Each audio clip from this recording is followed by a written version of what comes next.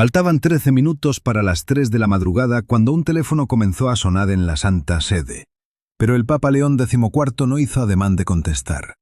Usted y yo podemos imaginar la escena. El pontífice ya estaba de pie junto al ventanal del Palacio Apostólico, contemplando las luces parpadeantes de Roma bajo un cielo que le negaba el descanso. Sobre su escritorio había un folio con una lista devastadora de niños, mujeres y civiles fallecidos en las últimas 72 horas. Con parsimonia, dobló el papel y lo guardó en el bolsillo de su sotana blanca. «Mañana no me callaré», susurró para sí mismo.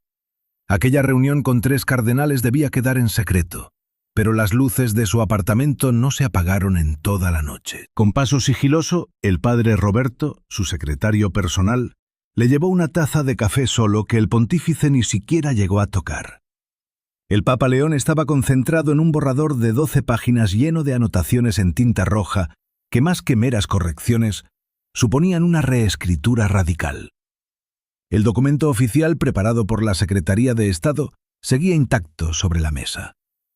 Cuando Roberto intentó recordarle con timidez las advertencias del departamento, el Papa lo cortó en seco afirmando que este texto sería diferente.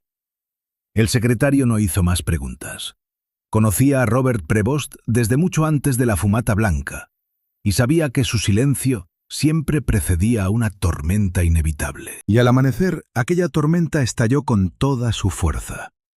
Antes de revelar los detalles de este enfrentamiento, les pido que apoyen nuestra investigación suscribiéndose al canal, dando un me gusta y contándonos desde qué rincón del mundo nos escuchan. Su fidelidad nos permite seguir desvelando estos secretos. La tensión comenzó a las 5:15 de la mañana con una llamada perdida de la Secretaría de Estado. Siguieron más intentos de comunicación a las 5:30 y a las 5:45. Al otro lado del teléfono insistía el cardenal Marini, el segundo hombre más poderoso de la Santa Sede, alarmado por el rumor de que el Papa estaba reescribiendo el discurso oficial por completo. A las 6, Marini ya cruzaba los pasillos del palacio. Aquel purpurado llegó completamente solo, sin sus asistentes ni informes, buscando mirar a los ojos al Santo Padre. Al abrirse el despacho pontificio, León ya lo esperaba de pie. Cuando Marini intentó hablar del texto, el Papa le ordenó sentarse mientras él se dirigía al ventanal, dando la espalda al anciano cardenal. Tras un tenso silencio, le preguntó cuántas personas habían muerto la noche anterior. Marini titubeó antes de confirmar 63 víctimas mortales en un barrio residencial, incluidos varios niños. El Papa asintió despacio y preguntó por la reacción oficial del Vaticano, a lo que Marini respondió que se emitieron 2 llamamientos generales. ¿Llamamientos?, preguntó el Papa dándose la vuelta. La serenidad de su rostro contrastaba bruscamente con la frialdad cortante de su voz, al confesarle que llevaba semanas firmando cartas de pésame vacías, enviadas a familias lejanas en idiomas que ni dominaba. El Papa dejó claro que no pensaba seguir con esa farsa diplomática. Marini comprendió de inmediato la magnitud de la crisis. El borrador de León evitaba los eufemismos habituales y la falsa neutralidad que el Vaticano llevaba manteniendo durante medio siglo. Aquel manuscrito empleaba palabras prohibidas por la diplomacia eclesiástica como agresores y complicidad, terminando con una frase contundente redactada en primera persona que hizo temblar las manos del cardenal al leerla en voz alta. «No puedo seguir callando». 6 palabras demoledoras que lo cambiaban todo. Aquel texto no admitía matices, y el cardenal contemplaba la página con absoluto pánico, advirtiendo al Papa de que perdería el apoyo de la mitad de los obispos estadounidenses antes de que acabara la semana. León respondió con desdén que aquellos prelados nunca le habían pertenecido. Al plantear la inevitable furia de la Casa Blanca, el pontífice esbozó una sonrisa sutil, sugiriendo que el gobierno norteamericano no requería su beneplácito para indignarse. Sin embargo, ninguno de los dos sospechaba que el discurso ya se había filtrado en Washington. Un joven funcionario del Vaticano había fotografiado el documento con su móvil para enviárselo a una revista conservadora. A las 7 de la mañana, el texto ya estaba en manos de un asesor del presidente. Antes de las 8 de la mañana, el mandatario norteamericano ya había sido informado de la situación y la primera represalia pública no tardó en llegar a través de la red social Truth Social. Fue un ataque breve y cargado de hostilidad personal que tachaba al pontífice de falso líder, débil ante el terrorismo y sumiso ante Irán, sugiriendo que debía ocuparse de su propia institución en decadencia. 9 minutos después, un segundo mensaje le exigía no entrometerse en sus asuntos estatales, añadiendo insultos burdos. El tercer impacto incluyó un montaje digital grotesco del presidente vestido con túnicas blancas y un halo celestial.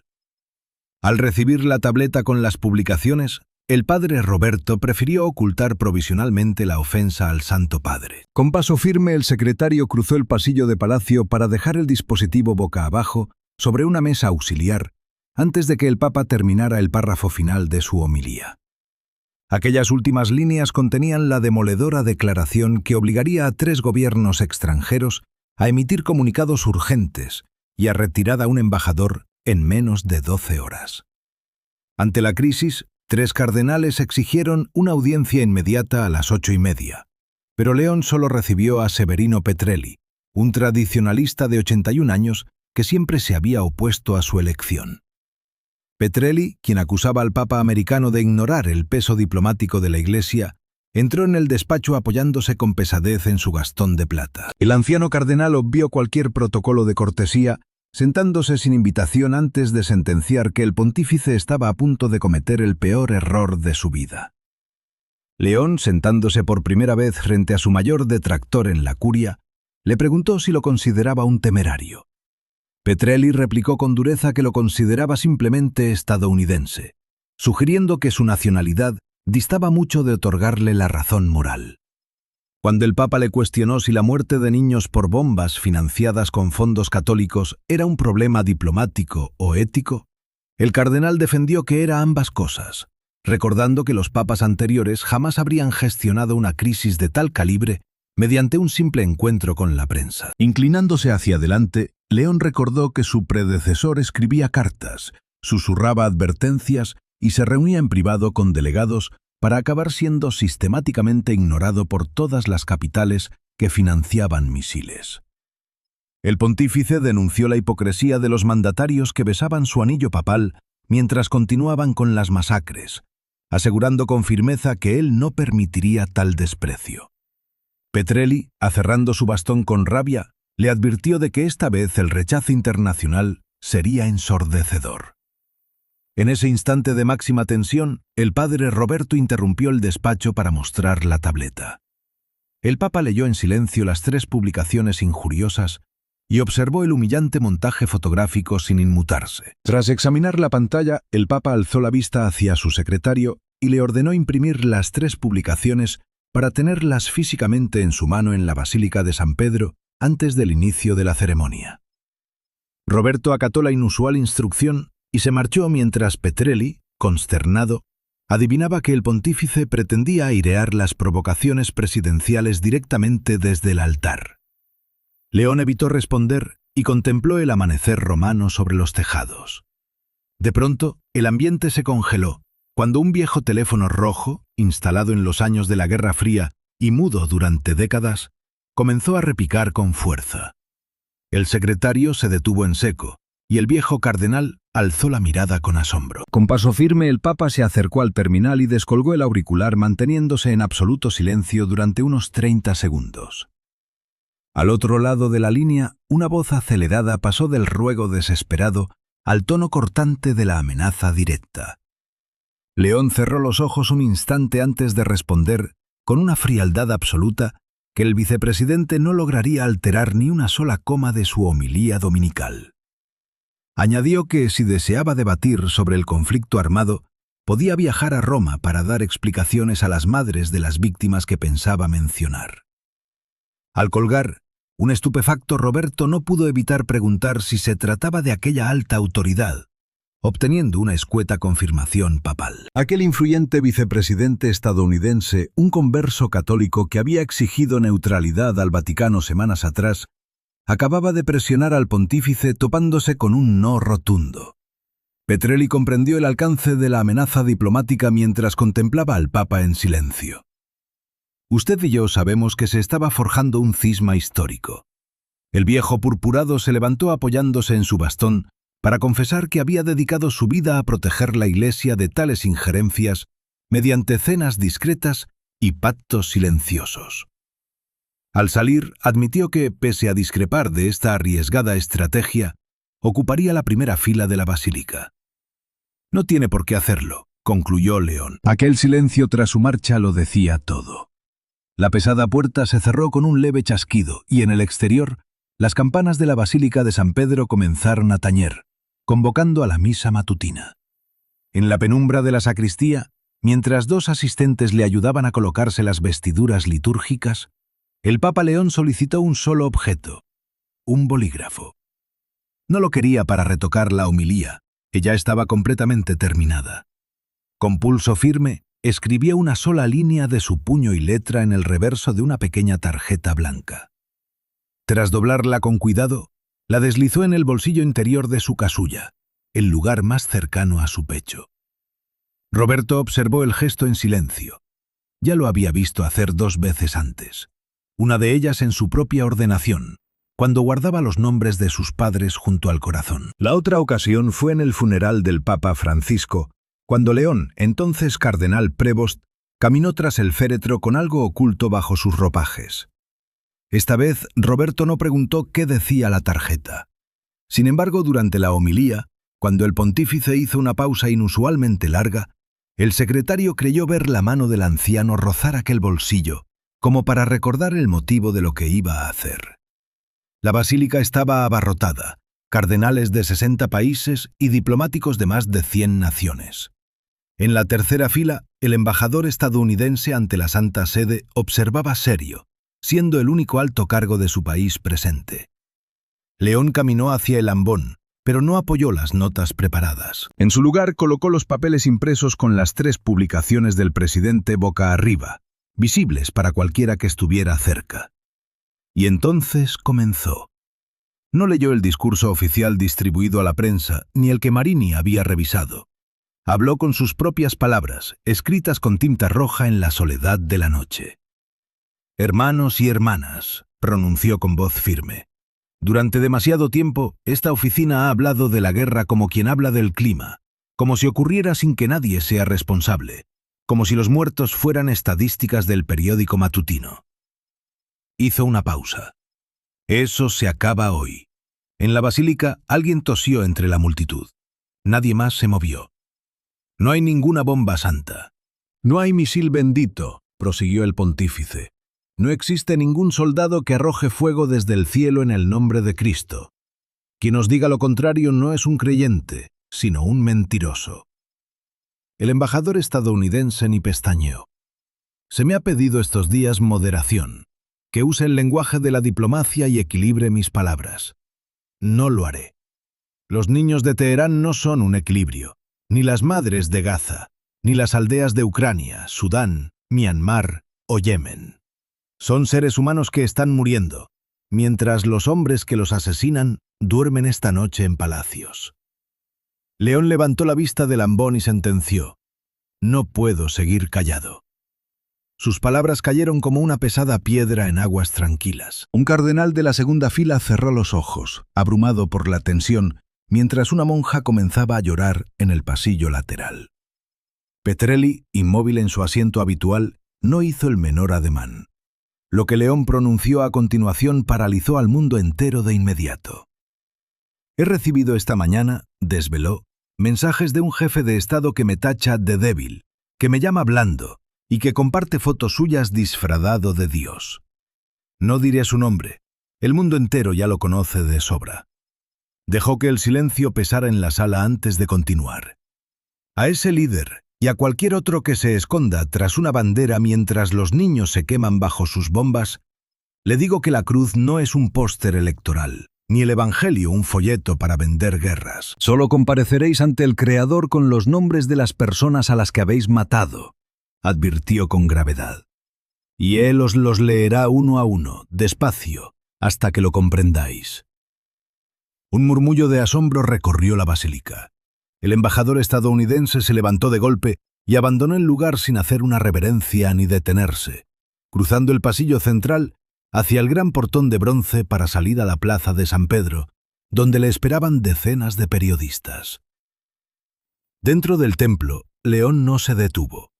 No pido permiso a Estados Unidos, ni a Israel, ni a Irán, ni a Rusia, ni a ninguna nación. Tampoco a los cardenales de esta iglesia. Soy el obispo de Roma, y el obispo de Roma, cuando el mundo arde, no habla entre susurros. No escribe cartas educadas ni espera una ocasión más propicia, prosiguió con firmeza. Se planta en mitad del humo y proclama la verdad. Aferrando el borde del ambón, declaró: esta iglesia no bendecirá ninguna guerra ni rezará por ninguna victoria, ni apoyará a ejércitos que reduzcan a cenizas a mujeres y niños. Si esto nos cuesta aliados en Washington, los perderemos. Si nos cuesta donantes, los perderemos. Si perdemos influencia en los pasillos del poder, que así sea. Hemos perdido cosas peores y seguimos aquí. Mientras un joven sacerdote italiano lloraba en silencio en una esquina del templo, las 12 cámaras que transmitían en directo a más de 40 países no logran captar el papel oculto que contenía un solo nombre. Un único nombre de pila pertenecía a una niña iraní de 8 años, fallecida 2 noches antes en un ataque contra una zona residencial. Su familia se había mudado allí la semana anterior, buscando escapar del peligro. Aquel nombre era lo único escrito en la cartulina blanca. Roberto no necesitó preguntar nada. Dobló el papel y se lo devolvió al Papa, quien lo guardó de nuevo en su bolsillo, pegado al pecho, donde lo había llevado las últimas 3 horas. Fuera de aquellos muros, la tormenta mediática ya se desataba. Al mediodía en Roma, el presidente estadounidense ya había publicado 19 mensajes, y a las 2 de la tarde su vicepresidenta criticaba en rueda de prensa la supuesta pérdida de autoridad moral del Papa. A las 3 de la tarde, un influyente cardenal conservador de los Estados Unidos rompió públicamente con el Vaticano. A las 4, otros 3 prelados se desmarcaron de la postura de su compañero. Los cimientos de la Santa Sede temblaban bajo una presión inmensa, mientras el obispo de Roma cenaba a solas en sus aposentos un trozo de pan y un vaso de agua, contemplando la pequeña tarjeta sobre la mesa. Roberto entró sin llamar. «Santidad, desde la secretaría preguntan qué deben declarar ante los medios de comunicación». «Nada», respondió León con total calma. «Tienen mi homilía, que citen mis palabras».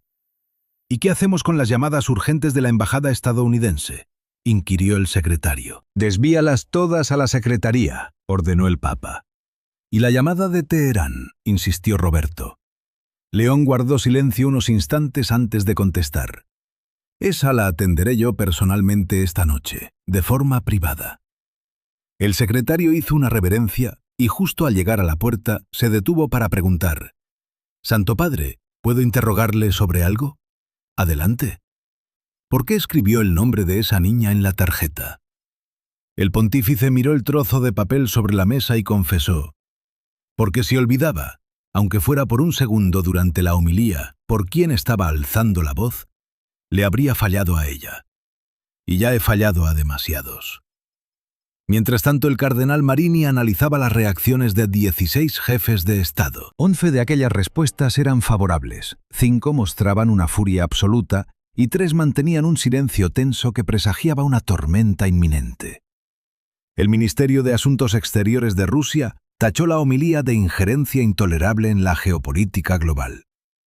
El primer ministro israelí la calificó de profundamente decepcionante, mientras el presidente de Irán la ensalzaba como el acto más valiente de un líder religioso occidental en generaciones. Desde Brasil, un cardenal afirmó que era el discurso que San Juan Pablo II habría pronunciado. Y en Estados Unidos la opinión mediática se fracturó por completo en 2 posturas irreconciliables ante un acontecimiento histórico sin precedentes. Una mitad exigía la condena inmediata del pontífice, mientras la otra la describía como la intervención papal más trascendental desde el Concilio Vaticano II. En los principales canales de televisión, 6 palabras se repetían sin cesar en las pantallas: «No puedo seguir callado». Cerca de las 11 de la noche, León recibió una llamada privada que no provenía de ningún mandatario ni cardenal, sino de una mujer rota por el dolor. Al descolgar, escuchó sus sollozos. Ella ignoraba cómo se había gestado aquella comunicación, posible gracias a los contactos de un obispo en Teherán. Era la madre de la pequeña de 8 años cuyo nombre descansaba en la tarjeta blanca del Papa, quien la escuchó conmovido en silencio. Si reconstruimos aquella conversación, tú y yo comprenderemos el inmenso peso que cargaba León. Ella le habló del vestido amarillo que su hija llevaba el día anterior y de su pánico a los truenos. Relató que la misma mañana del bombardeo, la pequeña le preguntó si Dios podía escuchar los rezos bajo tierra, y le confesó la dolorosa respuesta que tuvo que darle. El Papa escuchó inmóvil, conteniendo el aliento. Cuando los sollozos de la mujer amainaron, él solo pronunció unas palabras. Hoy su hija ha estado conmigo en el altar. No lo sabe, pero me ha acompañado y lo hará cada día de mi vida. Lo lamento profundamente. Lamento no haber alzado la voz muchísimo antes. La madre le dio las gracias y pronunció una frase que el traductor vaciló en transmitir. Dice, Santo Padre, que no le pide disculpas, sino que continúe con su lucha. León asintió conmovido.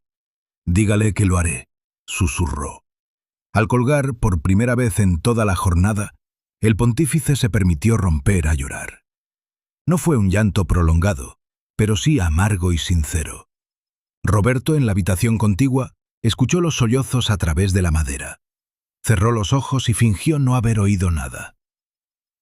A la mañana siguiente, el desastre diplomático dejó de ser una mera hipótesis cuando 2 senadores estadounidenses presentaron una resolución de condena formal contra la homilía papal. Hoy, usted y yo vamos a analizar de cerca un momento crucial en la historia moderna del Vaticano, comenzando con los insistentes rumores de que el presidente de los Estados Unidos planeaba restringir los privilegios diplomáticos de la Santa Sede.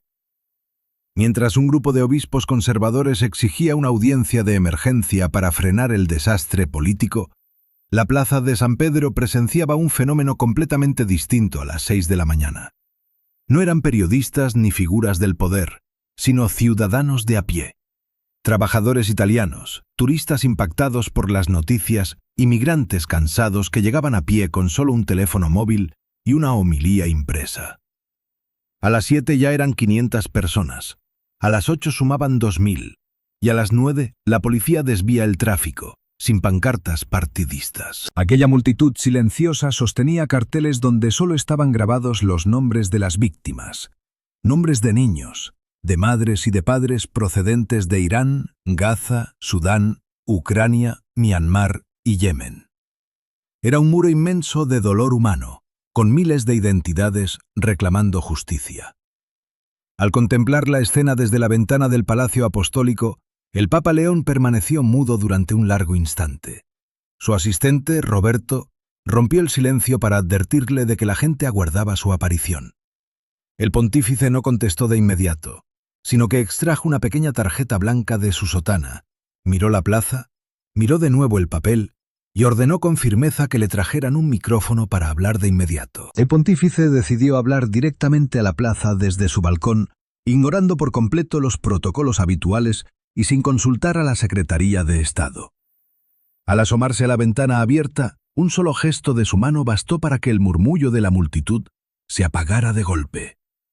Sus palabras resonaron con fuerza al decir que si el día anterior había prometido no callarse, ahora la multitud le demostraba que tampoco lo haría, invitándolos a romper el silencio juntos.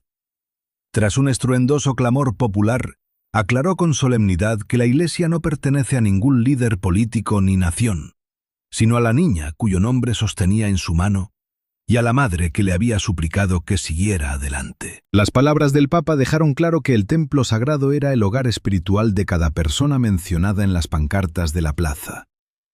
Ante la atenta mirada de la comunidad internacional, el pontífice prometió que su voz no se apagaría mientras siguieran apareciendo nuevos nombres de inocentes. Tras una pausa dramática, afirmó con rotundidad que la verdad no se negocia y que la paz es obligatoria, advirtiendo que quienes bombardean a niños indefensos se enfrentarán a la justicia divina tarde o temprano. En ese juicio final, aseguró, la Iglesia se posicionará incondicionalmente junto a las víctimas y nunca del lado de los verdugos ni de los mercaderes. En lugar de aplausos, un silencio absoluto y sobrecogedor se apoderó de las 10.000 almas reunidas en la explanada, un vacío sonoro que precede a los acontecimientos que cambian la historia. Poco después, la multitud comenzó a recitar en voz alta cada uno de los nombres escritos, creando una marea de voces en 100 idiomas distintos que ascendió por los muros de la Santa Sede. El Papa se mantuvo firme en el ventanal durante casi 3 horas, sin realizar un solo movimiento, hasta que se pronunció la última palabra de la lista. Al caer la noche, aquel discurso improvisado ya había sido traducido a 78 lenguas por todo el planeta. El impacto digital de la comparecencia papal fue inmediato y abrumador, superando las 400 millones de reproducciones en pocas horas. Obispos de 14 naciones respaldaron su mensaje públicamente, 3 cardenales dimitieron discretamente, y 2 universidades estadounidenses lanzaron planes de paz en su honor. Incluso el mandatario estadounidense cesó sus ataques en redes sociales tras 11 publicaciones hostiles, guardando un mutismo inédito de 6 horas.